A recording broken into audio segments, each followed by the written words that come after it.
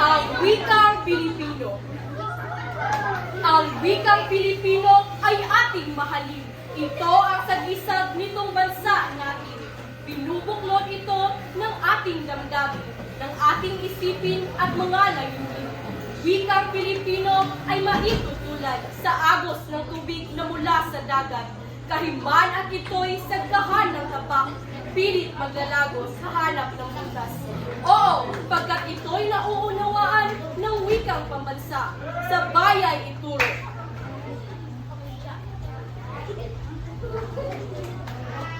Tatlumput dalawang taong isinapuso ng bata, matanda, lalo na ng mga guro. Napasok na nito'y maraming larangan ng mga gawain na pampaaralan, transaksyon sa bayan at sa sambayanan, sa paaralan ng sandaigdigan. Wikang Pilipino'y ating ipagtanggol. Wikang Pilipino'y ating ipagtanggol, lalo't iisiping dito'y ginugugol. Ang maraming hirap sa liwat panahon ng pamahalaan at ng masa ngayon. Ang wikang Pilipino'y ikaw ay mabuhay, itataguyod ka sa lahat ng araw. Ang wikang Pilipino. Wow! Isang masigabong palakpakan!